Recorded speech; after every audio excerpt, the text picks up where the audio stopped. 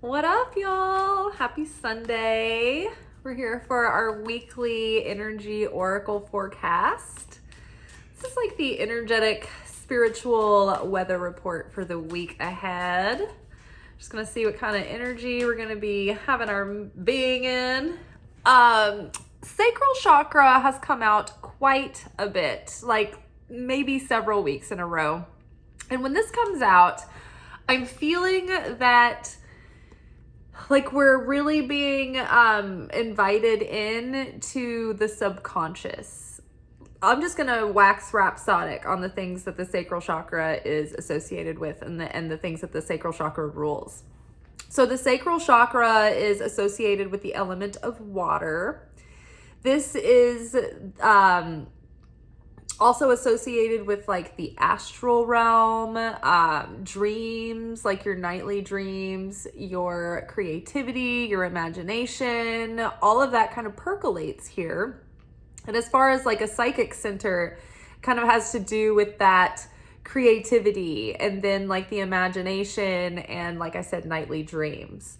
But where the nightly dreams happen, it's like there's a dimension that it's kind of real. It's also where the thought forms of the collective conscious end up and start growing in their substance. So I think it was, I can't remember if it was Carl Jung or Joseph Campbell, maybe it's Carl Jung, that talked about like the collective subconscious and thought forms that we create. And when you imagine something and you put a lot of energy into it, it starts to take form in this realm here. And it's the realm before things are solidified into materiality. So things in our imagination aren't as benign as we think. Like on some dimension, like in the Xerox land, it's kind of happening in like this carbon copy sense. It's almost like a negative, like a picture. And so be careful with what you're imagining, because the more you fixate, it's like the more that thought form gathers materiality, right? Have you guys ever heard of the PSYOPs program in the military? The movie The Men Who Stare at Goats like covers this training, but there's this thing called remote viewing, and it's like a psychic exercise where you can be given these coordinates, any random coordinates, by an observer, and then based on these coordinates, it like connects your subconscious to like you kind of astral project into the astral realms. And it's really interesting because like they talk about like traveling through this space and these entities being there, but like having this like psychic information coming through. It's like they can project their consciousness to the location and like see things there. So that space where that kind of activity would happen is in this sacral chakra or the astral realm. So also this is like literally here on the body. It's where like our sexual organs are, the ovaries, the womb. This is like where we create life, where we gestate life for real. So when we have creative blocks and when we're in creative flow, a lot of it has to do with whether or not this chakra is blocked or open. This chakra also rules like our appetites and our desires and our lusts and our lust for life. And so if things are imbalanced there, like, you know, you might need to be watching for imbalances in like your appetite, you know, overeating or being lustful, or, you know, not being able to like make set boundaries with yourself, like binge watching television or like impulse shopping or, you know, addictions and things like that. They are ruled in this area. Now, also, this is the subconscious and the unconscious. And this is where shame and guilt get stored. And so when you have shame and guilt build up, it creates like creative blocks, but it also like prevents you from being fruitful, being productive, being profitable. It cuts off like your flow of abundance, because when you have guilt and shame, you have a feeling of, I am bad, I am unlovable, I am undeserving, I should not have, so you energetically are blocking yourself off from receiving. Okay, so we've been working with this chakra. So I would suggest, prescriptively speaking, to try to observe if you have shame coming up. What is that shame attached to? What is it really connected to? When you go way back, further than the trigger, like don't look at the trigger, go further back, like to the earliest memories that you can have that may have been connected with that. Now, in order to do that, usually to make those connections, it usually takes tapping into the subconscious. And there's different ways to kind of tease your subconscious. You could go like on a long walk. I love meditative walks. I love runs. I love like gardening or doing like decluttering or simple tasks that keep your body busy, but your mind isn't that engaged. And so because I think it's like your frontal lobe is occupied in the activities, the other parts of your brain that reach into your subconscious can be tapped. Also, I was just trying to before I move on to talking about what I'm talking about, I was just gonna think if there's any other ways that I know you can just tap into your, it's unfair because it's easy for me. I can sit still for 20 seconds and then suddenly I'm in a trance and it's just all coming up. And even sometimes when I'm just in waking life, it's just boom, it's there. But if I were going to seek out my subconscious, definitely the mindless cleaning, especially because cleaning is symbolic too. When you engage symbology, like ritual practices and things like that, this demonstration of symbolism does something to communicate in your subconscious.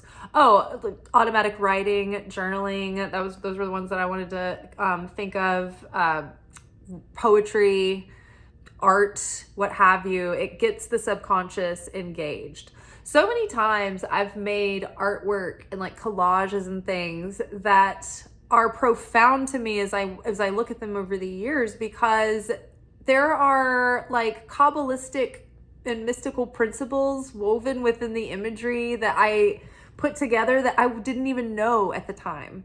I hadn't learned that with my cognizant mind yet, but it was already in that access that we all have to that collective subconscious, right? So when you really do tap into the deep subconscious, you can tap into what they call the Akashic records, or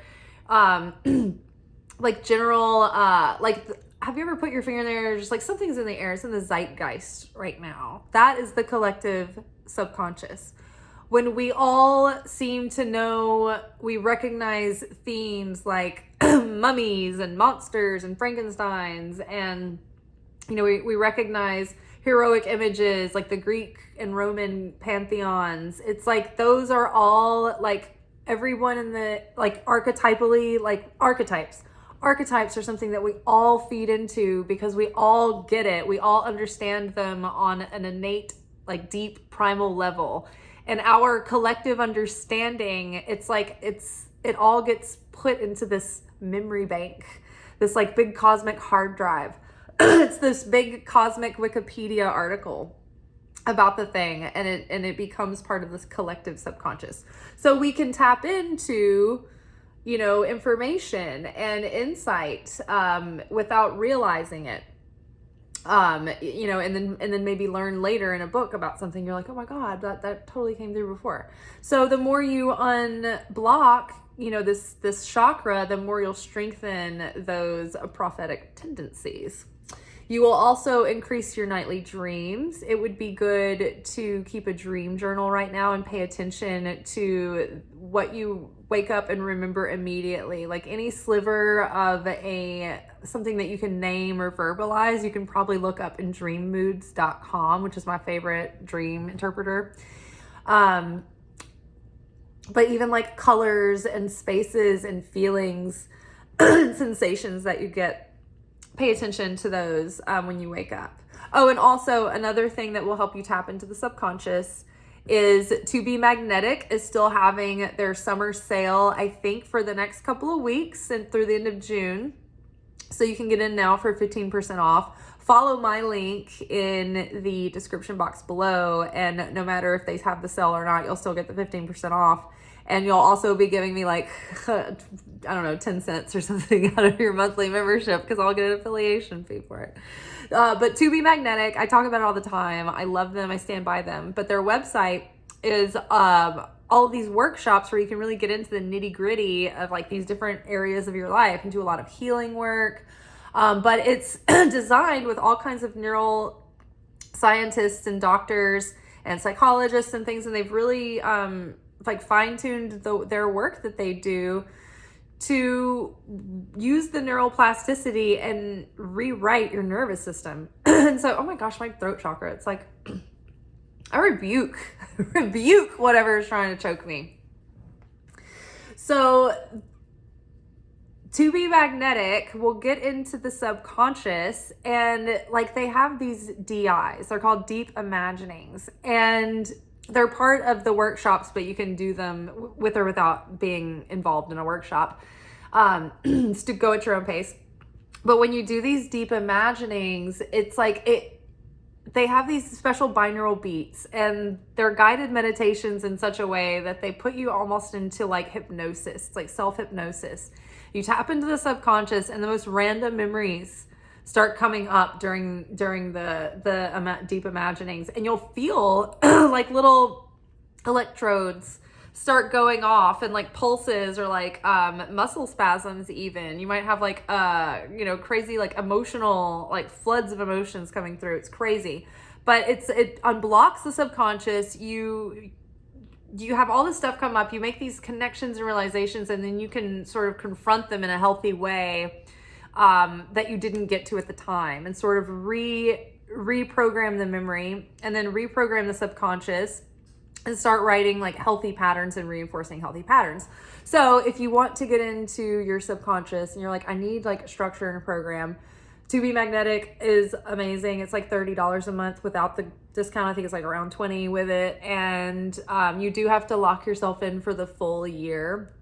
It's one of those, but it's worth it. I love it. I've always renew my membership with them.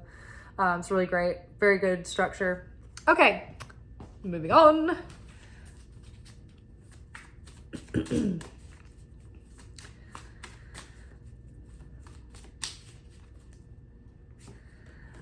Growth. Yay. Good things are coming. I feel this. This has been like, it feels like we're right on time with spring, where we've had, as people, it's like been, I don't know, it feels like nothing's happening when you plant seeds. It feels like nothing's happening forever, and then finally like things start to break through the soil, and you're like, oh, I'm so excited, signs of growth. And then it like things start to get like little sprouts for a minute, and you're like, all right. And then it just feels like everything just like plateaus, and you're like, oh, what is going on? Like, oh, nothing's gonna bloom, I'm not gonna get any fruits, like what's going on? Whoa, I've wasted all my time. And then suddenly like stormy season comes, and it's raining, and it feels like it's never gonna stop raining. And then finally, one day when the sun comes back out, it's like you go out in your garden and everything's huge and everything is like in bloom and it's all about to start fruiting. And you're like, oh my God, I thought it would never come. And so that's, I think, where we're in right now is like, we're hitting a growth spurt. And so we've been, going through this evolution through the last several weeks, from eclipse season and through Passover and through the Omer. And now it's like we're we had the solstice, we had a powerful full moon, and now I feel like it's like the growing pains are sort of like starting to subside, and now it's like we're suddenly like having growth spurts, and we're going to be feeling differently, and we're going to feel like all this relief and just change from within. And we're going to feel different within before we see the outer circumstances changing. But I have a feeling you're going to have this growing sense that like good things are happening, things are changing for the positive, and it's like this innate sort of like blissful place. Like just like you're just like, I just feel peaceful. I just feel like everything's okay. Everything's going to be working out really well. And I think we're the slowly but surely, it's like the feeling of already being there in this state of like well-being. And then suddenly it's like, oh my gosh, things are just like starting to change physically, materially in our life as a result of that. So yes, things are going to feel different. But I think like just keep leaning into the good feelings, because it's like physical, material growth, like positive change is on its way. And I think that first it comes within. We go inward, we establish that sense of well-being. And it's funny because it's not like we can just establish well-being. It takes framework. It takes laying that foundation, that takes being in the trenches with yourself for like months, weeks, years maybe. And then finally one day you wake up and you're like, oh, wow. I didn't realize like I feel really good. I feel strong. I feel emotionally sober. I feel grounded. Like I feel, and you're just like, whoa. And then suddenly after that, like just things start changing. But it's like it starts within. And it seems sudden because it seems like one day you just wake up and you're just like, oh, I'm feeling better. And you don't notice it at first. You have to start noticing, because like your life, you'll be like in your life and you'll be like, you know what, I noticed that like I'm just like handling things differently, or like I just feel better, just feel good. And like you really have to stop and take stock sometimes to realize like how far you've come or how far you've grown, or just that you're in a good place and you're like, oh, things are good. Like it just feels, there's some ease, there's some harmony. Love. I love it. So lean into these good feelings and keep your consciousness there, and keep planting seeds from that consciousness of love. So that will perpetually grow more, like harmonious and easeful things of high value. We're wanting to plant seeds of love, not seeds of fear and chaos, because whatever our consciousness, whatever state our consciousness is in, that's going to flavor everything that we're putting our hand to. So very good. I love that. Very loving, high vibes this week. We're having a lot of like subconscious revelation and insight, and a lot of growth. A lot of growth is coming, and a lot of positive change. And this was just like sitting in my lap. I didn't even realize. It's the victory card. So I love this. It's just like feelings that I keep hearing victory in Jesus. Like tent revival style. But yeah, this is like a feeling of, oh my gosh, like we've hit a milestone. We've gone through like, the hero's journey initiation base camp 1 kind of thing. And we're well on our way into this timeline, like feeling good with crown and scepter, or ball and scepter here, skull and scepter. We got it. I love it. And see, it's like this repetition of these skulls, right? It's like this is whatever our consciousness is at, that's what's going to be fruiting. It's like, look, it's like this branch of spines with these skulls growing off and almost like buds, like blooms, the fruit. And so the fruit is our consciousness. The fruit of our growth is our consciousness. Oh my God, I wonder if that was her thinking when she made this piece of art. But the fruit of our growth is our consciousness, crowned in illumination, peace, and and enlightenment. Victorious here.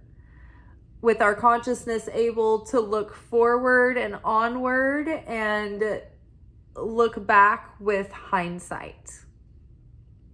Very good. I'm so excited. Okay, let's get one more card and then we out.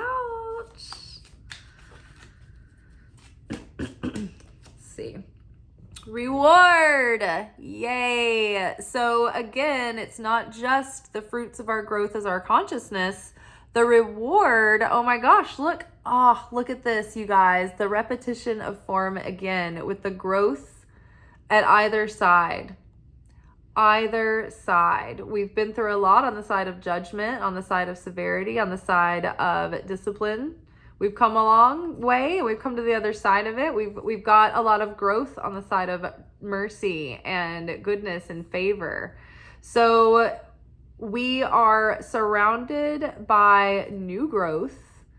And this is the reward of all the efforts that we've been putting in. This is going to be the benefit of keeping our consciousness in a state of love. And like, it's like, I mean, my God, look at these. Look at these. Growth, love, victory,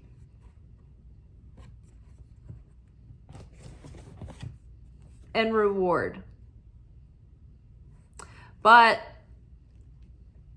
the price of it, drop the shame, drop the guilt, unblock the subconscious, do the work, do the deep inner work to tap into that subconscious to get rid of that core block that's holding you back from having the growth, the love, the victory, the reward that you know that you're capable of within. And this is the greatest reward of this work is not the outer material manifestations, because you can get what you want and you won't have the fulfillment of it. You can have that. You can get your manifestation and it won't be fulfilling. So you have to learn how to, what we call, build the vessel to be able to feel the fulfillment regardless of outer circumstances. Your fulfillment is solid.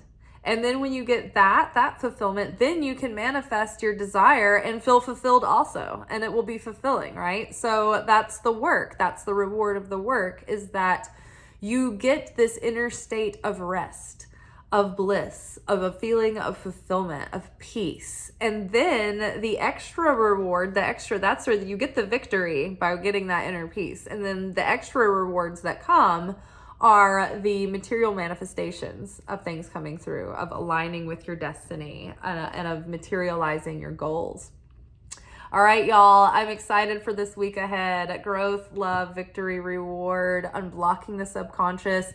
Do take a look at To Be Magnetic, because they are doing their summer challenge. And the summer challenge is to find your core block and unblock that block and rewrite your nervous system. So it's like the unblocking challenge is officially what they're calling it. But like the big unblocking challenge for the summer centers in on finding your main block and unblocking that. And by unblocking that main block, it like branches out and unblocks other blocks as well. All right, y'all, I will see y'all tomorrow for our weekly anchor message, where we will take a look at our spiritual lessons for the week. All right, ciao. Thank you for watching. If you enjoyed this video and you got something out of it, then please give it a like. Subscribe to the channel. Turn on notifications to be notified of when I drop content. Like the videos, comment, share them. Anything that you do helps these messages get out to other people who need them. So you watching a video and taking an action on it actually makes a positive difference in someone else's life.